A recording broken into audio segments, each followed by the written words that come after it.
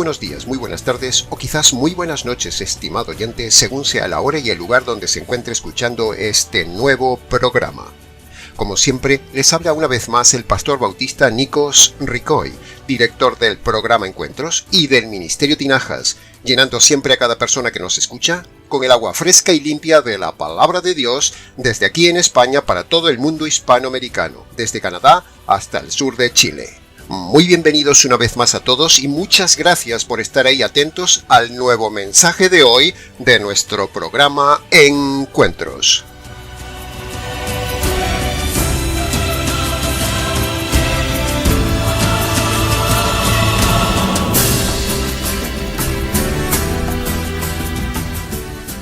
No hay momento más idóneo en el año para hablar del tema que expondremos en el día de hoy que en esta semana previa a la Navidad, donde tanto se habla del niño de la Navidad. A pesar de la pandemia, es imposible abstraerse de la realidad de la Navidad. Y como todos sabemos, el centro de la Navidad es el nacimiento de un niño. Pero en contraposición al nacimiento de este precioso niño, también hay otra realidad dura. Y es que hay muchos otros niños que en estos días mueren, niños que no nacen o niños que no los dejan nacer, es decir, los abortan. Por lo tanto, es el momento idóneo del año y un tema idóneo que procede tocar en el día de hoy. El tema de la muerte de los niños, el aborto y los incapacitados mentales que mueren o han muerto. Y así responder con claridad bíblica a dónde van los niños al morir.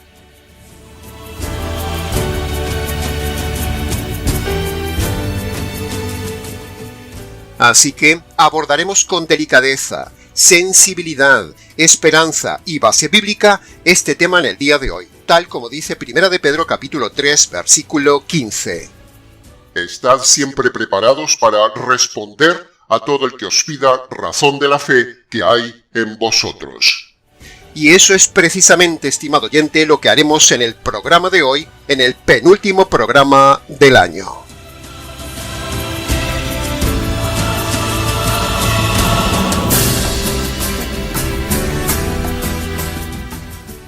Muchas veces nos han preguntado en la consejería pastoral, padres con dolor y personas interesadas en el tema, sobre ¿qué pasa, pastor, con los niños o con los minusválidos mentales al morir? Bien, el tema no puede ser más delicado, estimado oyente, pero, tocado con base bíblica, no tiene por qué darnos temor. Así que, catapultándonos en estos días que celebramos el nacimiento de un niño, daremos entonces respuesta bíblica a la cuestión de la muerte de los niños. Primero, para dar paz a los padres que tienen niños en estado ya terminal. Segundo, para dar paz a aquellos que ya han perdido sus niños o padres con hijos de incapacidad mental. Y tercero, para enseñar correctamente este tema doctrinal.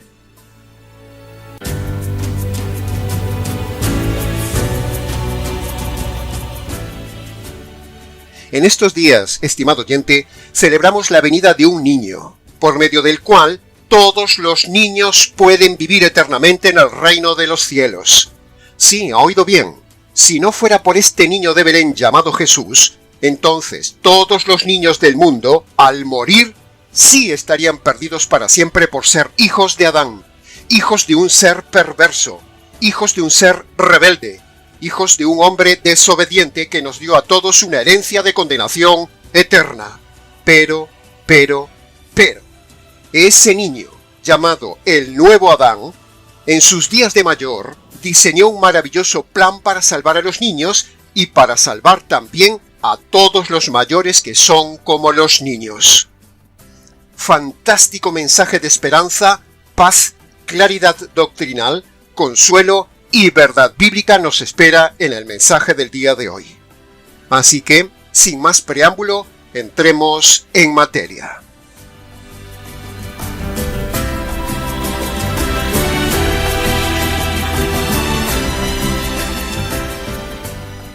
Escuche ahora muy bien, estimado oyente, la clave del mensaje de hoy. Deje todo lo que está haciendo y sígame por favor con suma atención en los siguientes puntos. Punto teológico número 1 del tema de hoy. La Navidad es el momento en el que el Hijo de Dios eterno, una de las personas de la divinidad, se mete en el cuerpo de un niño llamado Jesús, para que cuando llegara a mayor, recibiera en la cruz la justicia divina de parte de Dios que merece cada hombre por sus pecados, y también para limpiar la naturaleza caída del hombre. Esas dos cosas se hacen en la cruz cuando la justicia divina se derrama sobre el Señor Jesús. Tenga muy en cuenta esto que hemos dicho, estimado oyente, porque es muy importante para el resto del mensaje. Punto teológico del tema número 2. Dios, habiendo hecho su parte en la cruz, como dijimos en el punto 1, ahora para salvar al hombre, le manda precisamente al hombre dos condiciones según dice Marcos capítulo 1, versículo 15. Primero, Dios le manda a reconocer al hombre los pecados y reconocer que tiene una naturaleza mala. Eso se llama teológicamente hablando arrepentimiento. Y segundo, Dios le manda al hombre reconocer que merece esa justicia divina y también debe apropiarse de la justicia que le cayó al Señor Jesús en la cruz para ser salvo. Eso es el Evangelio. Cuando el hombre obedece estas dos condiciones, el hombre se salva. Pero, aquí viene el punto importante del tema de hoy.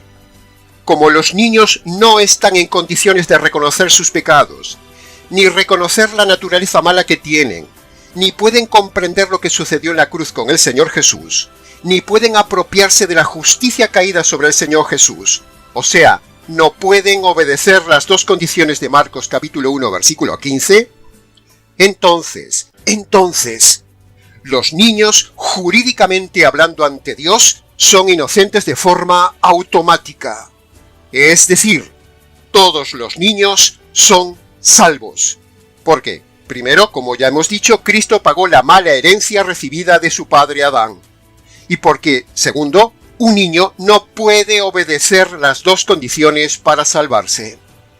De la misma manera que un juez a nivel jurídico humano no imputa delito a un niño porque son jurídicamente inocentes ante la ley, de la misma manera, estimado oyente, así hace con los niños Dios, el juez justo del universo. Ellos son tomados como inimputables jurídicamente, es decir, son inocentes ante la ley de Dios. Por lo tanto, bíblicamente hablando, todo niño es salvo.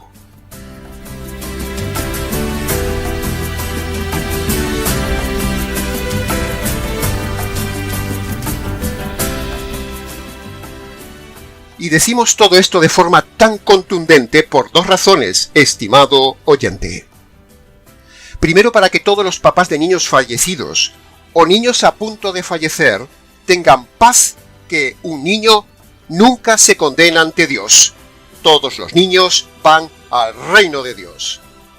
Y segundo, decimos todo esto de forma tan contundente porque hay una secta mal llamada cristiana, los calvinistas reformados, que dicen que los niños que no son elegidos por Dios para salvación, Dios los envía a la condenación. Pero esta barbaridad doctrinal es falsa, tan falsa como todos los calvinistas reformados descendientes de un asesino llamado Juan Calvino. Nosotros denunciamos a esa secta perversa que no tiene escrúpulos, una secta ignorante de las Escrituras que hacen temblar a los padres cuyos niños se han muerto, diciéndoles fríamente que sus niños, si no fueron elegidos por Dios, entonces sus niños se han condenado para siempre. Así es esta secta perversa. Hay que tener mucho coraje, estimado oyente, para decir esta barbaridad doctrinal. Así que tengan ustedes mucho cuidado con los calvinistas deformados, los cuales un día se las verán ante el juicio de Dios por condenar lo que Dios no condena y por no consolar al que Dios consuela. Y no solo eso, sino que los calvinistas reformados tienen otra doctrina perversa, y es que dicen que los creyentes, si se suicidan, se van al cielo. Menudas doctrinas perversas de estos calvinistas deformados. La Biblia define muy claramente los que se salvan y los que no se salvan. Y los niños, todos, son salvos, como veremos en el día de hoy. Así que esa postura cobarde de los reformados calvinistas, de que si Dios no eligió al niño, el niño se condena, dejando a los padres en un sinvivir, eso es una doctrina de demonios, una doctrina de seres perversos, tal como son todos los calvinistas, que junto con los testigos de Jehová, que dejan morir a los niños por negar una transfusión de sangre, a nuestro juicio, ambas sectas son de las peores que hay en el falso cristianismo del día de hoy respecto del tema de los niños. Que conste nuestra postura radical en esto en acta.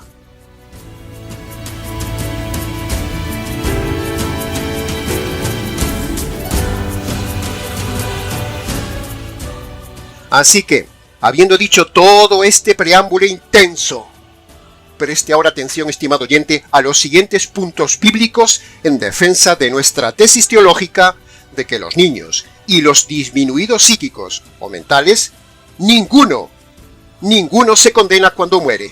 Todos van al reino de los cielos. Punto bíblico número 1 de que los niños no se condenan, sino que se salvan. Jesús dijo en Mateo capítulo 19, versículo 14. De los niños es el reino de los cielos. Punto. Jesús no dice en ese pasaje que el reino de los cielos es solo de unos pocos niños elegidos y de otros no. No dice eso. Eso no lo dice el texto, sino que el texto infiere que todos los niños irán al reino. Si no, Jesús hubiera dicho que solo los niños elegidos irían al reino. Pero al no matizarlo, sus palabras infieren que todos los niños van al reino de los cielos. Ahora, sumado a este pasaje de Jesús, el razonamiento de nuestra tesis teológica que quiero que hagan conmigo es este. Partiendo de 1 de Juan capítulo 2, versículo 2, que dice: Jesús fue la propiciación por los pecados de todo el mundo. Entonces, sacaremos 3 premisas lógicas.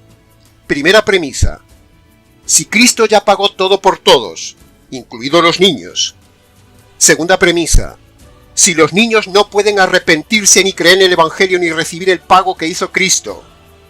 Y tercera premisa: si Dios es un juez justo y por lo tanto no le puede pedir a un niño que obedezca las 2 condiciones que no puede obedecer para entrar al reino, entonces la conclusión es contundente. Todos los niños en edad inocente y todos los incapacitados mentales son salvos automáticamente. Por eso Jesús dijo y predijo en Mateo capítulo 19, versículo 14, que de todos los niños es el reino de los cielos, porque él sabía lo que haría por ellos en la cruz, la propiciación por todos sus pecados, los pecados incluidos de los niños.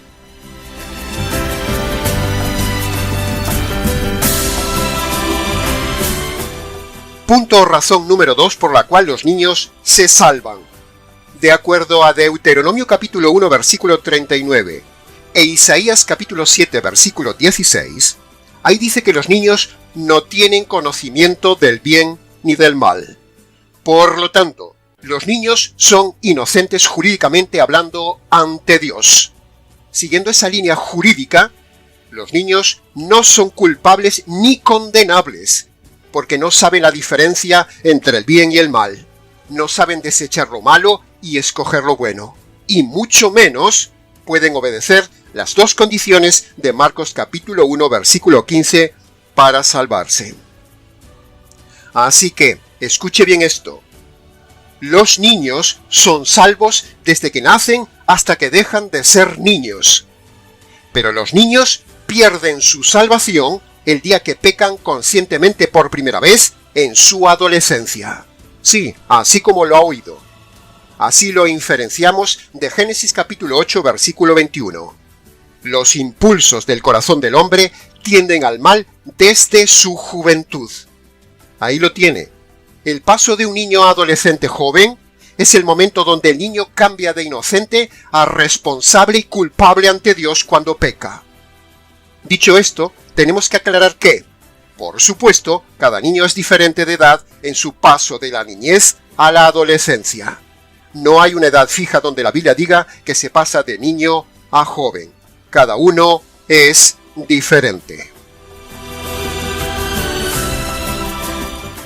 La palabra hebrea naur, que usted puede encontrar en la famosa concordancia hebrea de Strong con el número 5271, puede ver que la palabra hebrea naur significa literalmente juventud. Eso confirma nuestra tesis teológica de que los niños son salvos hasta la adolescencia. A partir de ahí pasan a ser responsables de su salvación y a partir de ahí necesitan obedecer las dos condiciones de Marcos capítulo 1 versículo 15 para volver a alcanzar la salvación que antes disfrutaban como niños inocentes. Punto o razón número 3 por la cual los niños son inocentes y salvos. En Romanos capítulo 1 versículo 20 y en el capítulo 2 versículo 15, Pablo dice que la naturaleza, la conciencia y el razonamiento son tres herramientas para que una persona no tenga excusa ante Dios. Es decir, no pueden atribuir su incredulidad a la falta de pruebas y alarmas, pues hay suficiente revelación dada por Dios en la naturaleza y suficiente grito de la conciencia y el razonamiento para ser responsables ante Dios. Pero, los niños no entienden el mensaje de la naturaleza, ni razonan tampoco lo que hacen, ni aún tienen conciencia moral del bien y del mal. Esos niños, por lo tanto, no son responsables ante Dios, ni están tampoco bajo su ira divina. Los niños son salvos. Argumento contundente. Punto o razón número 4, por la cual los niños son automáticamente salvos. Cuando analizamos inferencialmente lo que hay detrás de la historia de la muerte del niño de David con Betsabé, en el segundo libro de Samuel capítulo 12, especialmente en el versículo 23, ahí vemos que el texto dice que David iría al lugar de los muertos donde ya estaba su hijo. ¿Y dónde fue David al morir? Toda la Biblia habla de David como el justo ante Dios, o sea, en otras palabras, como salvo. Como ascendiente de la línea mesiánica y como salvo, por supuesto, iría al reino de los cielos, que era donde ya lo estaba esperando su niño. Por lo tanto, por inferencia, este argumento es irrefutable a favor de que los niños se salvan. Pero, por cierto, el texto no está hablando de niños elegidos. Punto argumental número 5 del tema. En Romanos capítulo 2, versículos 5 y 6, se ve inferencialmente que la gente será juzgada, primero, por su libre albedrío de hacer las cosas mal, y segundo, por rechazar arrepentirse de sus pecados. Ambas cosas los niños no pueden hacer. ¿Cree usted, estimado oyente, que los niños entran en este pasaje donde se habla de juicio y condenación por un corazón deliberadamente no arrepentido? La respuesta es un rotundo no. La Biblia aquí, una vez más, no está hablando de los niños, sino de personas mayores plenamente conscientes. Y también en más pasajes de la Biblia se muestra que el juicio de Dios sobre las obras de los hombres está basado sobre el libre albedrío humano de personas racionales. Pero, los niños no tienen libre albedrío ni razonamiento, por lo tanto no serán juzgados. El fundamento de la Escritura para el juicio de Dios es la conciencia y el razonamiento en plenas facultades del libre albedrío, como vemos en este pasaje, donde de forma deliberada la gente decide hacer obras malas y decide no arrepentirse ante Dios. Por eso Dios los juzgará. Pero los niños no tienen conciencia de sus obras, ni pueden arrepentirse, como ya hemos dicho, ni tampoco tienen libre albedrío. Por lo tanto, los niños son excluidos automáticamente del juicio de Dios. Punto argumental número 6. La Biblia habla en varios pasajes de que las personas culpables están en la condenación de forma consciente y aceptando que están ahí por sus obras injustas hechas en la vida. Es decir, el que es enviado a la condenación eterna, dice la Biblia, que sabe conscientemente por qué fue enviado allí. sabe conscientemente que fue enviado allí por sus pecados y sin tener conversión. Por lo tanto, el castigo eterno es eso, no solo un dolor físico del cuerpo, sino el ser conscientes de que lo que está viviendo en ese lugar de tormento es el resultado de su libre albedrío de haber rechazado el Evangelio, de haber pecado deliberadamente y de no haber buscado a Dios correctamente. Pero, un niño no puede rechazar el Evangelio, ni hacer caso de la conciencia y el razonamiento, ni buscar a Dios. Así que, si un infante que ha muerto fuese enviado al infierno como dicen los calvinistas, y en ese lugar la mente del infante se abriera al entendimiento, quedaría pensando por toda la eternidad que es una injusticia lo que está viviendo, porque no entiende por qué lo está viviendo, y entonces estaría juzgando a Dios por condenarlo sin razón jurídica ni moral.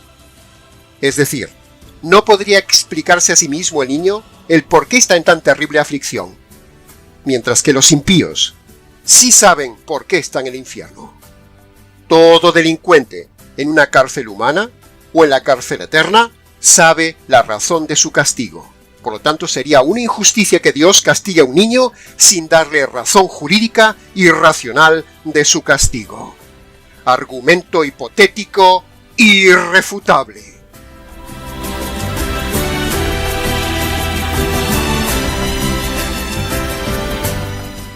En resumen, los niños no son salvos porque algunos sean escogidos, sino que son salvos por las razones teológicas que hemos esgrimido.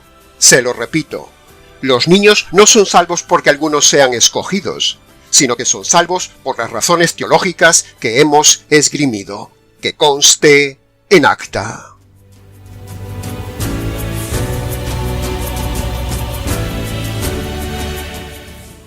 Pasemos ahora al tema número 2. El tema número 2, ineludible de hoy, está relacionado con los niños en el área del aborto. No podemos dejar pasar hoy la oportunidad de nombrar en este mensaje el importante tema del aborto, aunque solo sea nombrado en estos puntos breves siguientes. Punto número 1. El movimiento feminista del día de hoy está en contra de Dios por defender el aborto. Toda mujer o padres feministas que deciden abortar se las verán un día cara a cara con el autor de la vida y pagarán muy caro el precio de haber matado a un inocente, excepto que esos padres se conviertan por medio del Evangelio, que los convierte de padres asesinos en padres inocentes.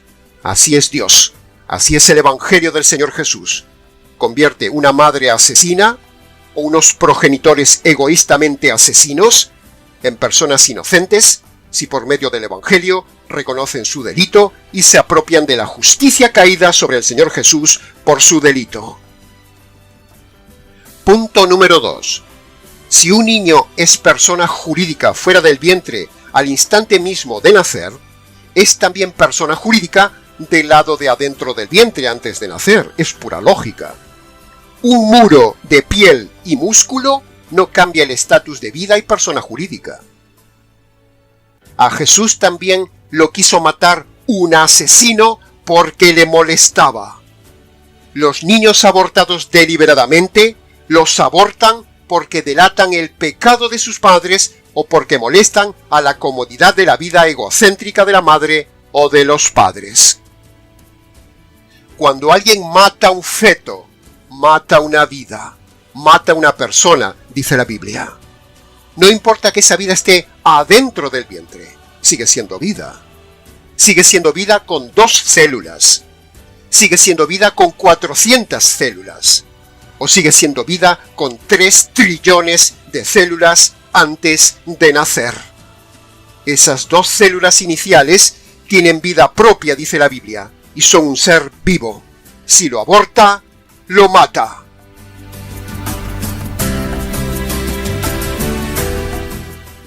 Punto número 3. Toda mujer que por iniciativa propia o por mandato del varón progenitor quiere matar un feto, eso es asesinato delante de Dios. Le guste o no le guste escuchar esto, el aborto es asesinato. La Real Academia Española de la Lengua dice que asesinar lo define como matar a alguien con premeditación, que es precisamente lo que hace toda mujer que va a abortar. Lo premedita, lo calcula y luego lo hace. Asesina. Las cosas hay que decirlas por su nombre, estimado oyente. Toda mujer sabe en su conciencia y razonamiento que abortar es matar, y cargará con el peso de su culpa por toda su vida, excepto que se convierta por medio del Evangelio, que le libra de la carga y de la culpa de haber abortado. Por eso, si usted, estimada oyente, está pensando en abortar, no lo haga. Es pecado de homicidio voluntario, y luego se las verá con Dios. Punto número 4 del tema. Las píldoras abortivas y los métodos de anticoncepción abortivos son pecado y constituyen en asesina a la mujer que los usa o al cónyuge que la induce a usarlos. Todo hombre o mujer que haya abortado un feto o aconsejado el aborto por medio de las píldoras abortivas, todo médico abortista o toda persona que tan siquiera haya pensado en el aborto, esa persona es una asesina delante de Dios. Así lo dice Marcos capítulo 7, versículo 21. De dentro del corazón del hombre salen los homicidios, y el aborto es homicidio. Por lo tanto, toda persona que tan solo ha pensado en abortar, o ya haya abortado, está camino de la condenación eterna, excepto que se convierta por medio del Evangelio. El aborto es algo grave, muy grave. Es pecado, motivo de juicio divino y de condenación eterna. No lo haga, estimada oyente. Alguien tiene que denunciar el pecado del aborto, la rebelión de las feministas, y alguien tiene que denunciar el horror del aborto de los abortistas. Y hoy procedí a hacerlo en este tema, que conste en acta.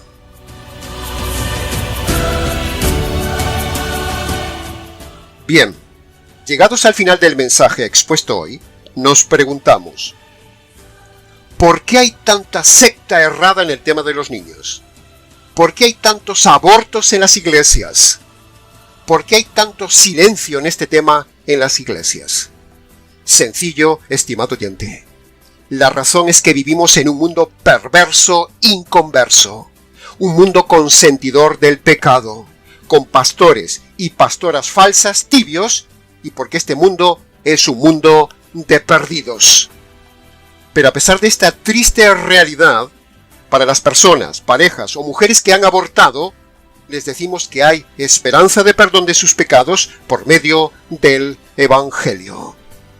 Siempre volvemos al mismo punto, estimado oyente, en cada tema: el Evangelio como centro neurálgico de todo tema.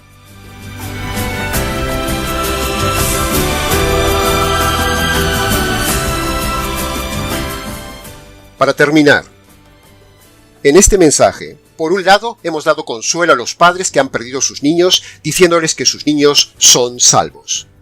A la vez, en este mensaje, hemos dicho a los padres que pueden ir a ver a sus hijos en la eternidad si se convierten ellos por medio del Evangelio. En tercer lugar, hemos denunciado a esa secta mal llamada cristiana que son los calvinistas reformados.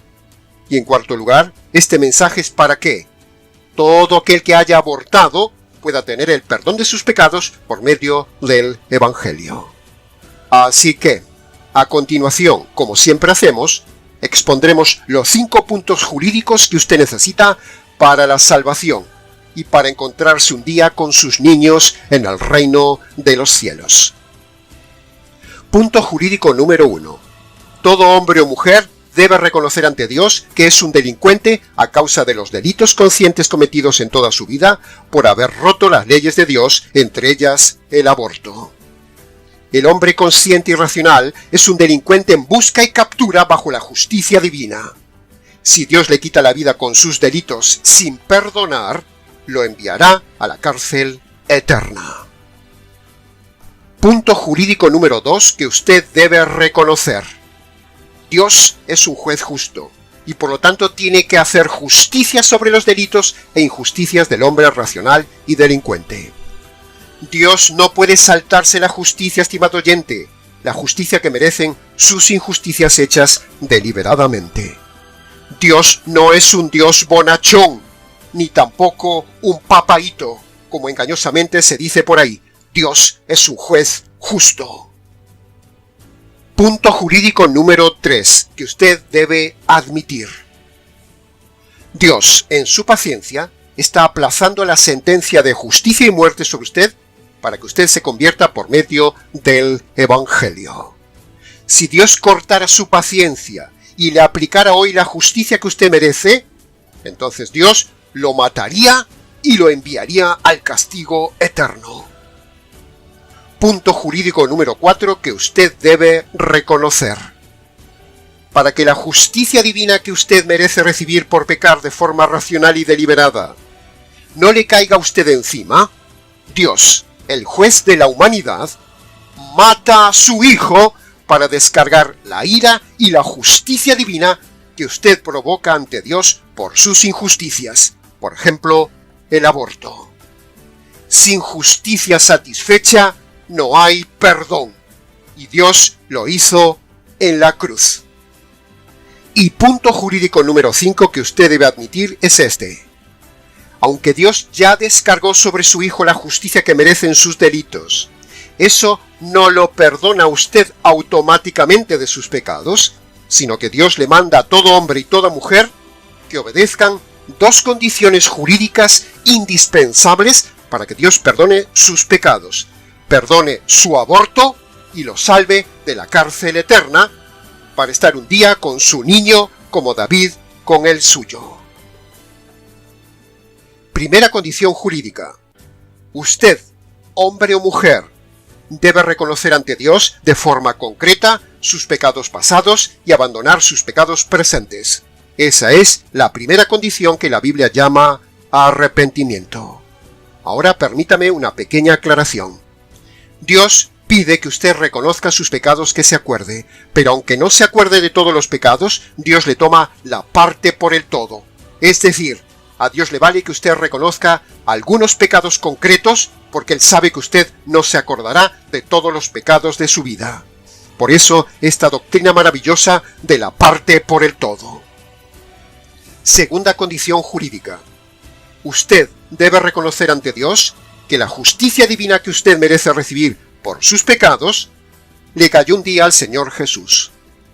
Entonces ahora, usted debe apropiarse de esa justicia por la fe para que no le caiga a usted un día esa justicia divina. Los niños no pueden obedecer estas dos condiciones que manda Dios, estimado oyente. No lo necesitan tampoco para ser salvos. Ya son salvos. Pero, usted sí puede y debe obedecer esas dos condiciones para ser salvo. Cuando usted obedece estas dos condiciones jurídicas, entonces Dios lo declara inocente, perdonado, salvo y libre del castigo eterno. Y si ha tenido algún niño fallecido, usted se encontrará con él en el reino de los cielos en su día. Preciosa esperanza que hay por medio del Evangelio. Así que, una vez más, le invitamos, estimado oyente, a que luego del mensaje vaya a su habitación y allí, en sus palabras y en sus rodillas, obedezca las dos condiciones de Marcos capítulo 1 versículo 15 que le hemos dicho antes. Use la razón para entender este mensaje y use su libre albedrío para obedecer este mensaje, que conste en acta. Y hasta aquí, estimados oyentes, con el penúltimo mensaje de este año. Como siempre decimos, mucho más se podría haber dicho del tema, pero con lo dicho es suficiente. Para preguntas, comentarios y amplitud del tema, si quiere, escríbanos. nicos@gmx.es. Les ha compartido una vez más la verdad, solo la verdad y nada más que la verdad de este tema, este expositor bíblico, Nikos Rikoi, del Ministerio Tinajas. Reciba un saludo cordial de parte del equipo de trabajo que elabora cada semana del año este programa para usted, emitido desde aquí, en España. Será entonces, con el gusto de siempre, hasta la próxima semana, en nuestro último programa del año, aquí en nuestro habitual programa Encuentros.